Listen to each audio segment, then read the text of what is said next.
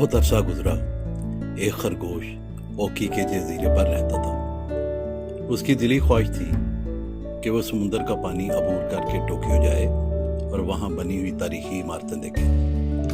लेकिन कश्ती वाले को देने के लिए उसके पास किराया की रकम नहीं थी। वो सोचता रहता था कि उसे क्या करना चाहिए। एक दिन वो समुंदर के किनारे बैठा हुआ इसी बारे में सोच रहा था और उसकी लंबी और घनी धूप इधर उधर हिल रही थी।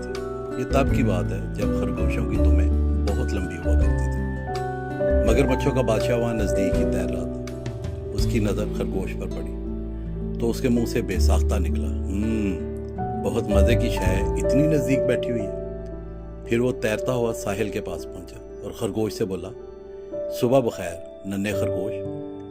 खरगोश ने उसे देखा और अहमियत ना देते हुए बोला, मैं सिर्फ नन्हा खरगोश नहीं हूँ और मुझे मुखातब करना है तो बादशाह सलामत कहो। मगरमच्छ की हंसी निकल गई। वो तंजन बोला, बादशाह सलामत? तुम बादशाह सलामत कैसे हो गए? ये खिताब तो मुझ जैसे बहादुरों पर जचता है। खरगोश झूठ बोलते हुए कहने लगा, मैं भी बादशाह हूँ। हालांकि वो सब्जियों को की क्यारियों से चोरी करने वाले खरगोश का बेटा था। वो कहने लगा, मेरे साथ इज्जत से बात करो। मेरी रियाया में खरगोश तुम्हारे मगरमच्छों से कहीं ज्यादा है।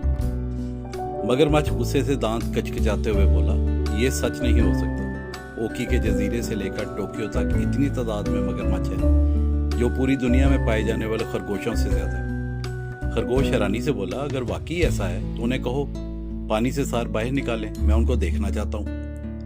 मगरमच्छों के बादशाह ने अपनी दुम से तेज तेज पानी में झपाके मारने शुरू कर दिए। ये मगरमच्छों को बुलाने का तरीका था।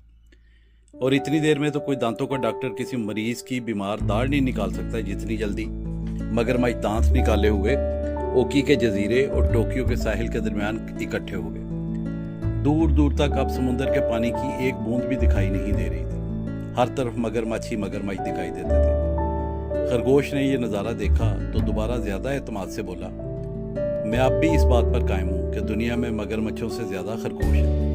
मगरमच्छों का बादशाह कहने लगा, यह नामुमकिन है। मगरमच्छ की बात सुनकर खरगोश बोला, तो इस बात का फैसला सिर्फ एक तरीके से हो सकता है कि मैं इन मगरमच्छों की गिनती कर लूं, फिर ही अंदाजा हो सकता है कि कौन जीतता है। मगरमच्छ बोला, तो जल्दी गिनती शुरू करो, मैं तो इस बेकार की बहस से तंग आ गया। खरगोश ने मगरमच्छों के बादशाह को मशवरा देते हुए कहा, मैं ये गिनती तभी जल्दी कर सकता हूँ अगर ये मगरमच्छ साथ साथ लेट कर कितार बना ले, और इससे ये फायदा भी होगा कि कोई मगरमच्छ गिनती से रह नहीं जाएगा। मगरमच्छ ने अपनी राया को हुक्म दिया तो वो कितार बनाकर साथ साथ लेट गए। अब ओकी से लेकर टोक्यो तक मगरमच्छ ही मगरमच्छ लेटे हुए थे। खरगोश अब उनकी कमरों पर से फुदकता हुआ जा रहा था और गिनती भी कर रहा था, 1 2 3। और इससे पहले कि मगरमच्छों के बादशाह को अंदाजा हो कि उसके साथ धोखा हुआ है, खरगोश टोक्यो के साहिल पर महफूज तरीके से उतर चुका था। मगरमच्छ जब उसकी चालाकी समझा तो गुस्से से बोला, तुम हरगिज बादशाह नहीं हो सकते।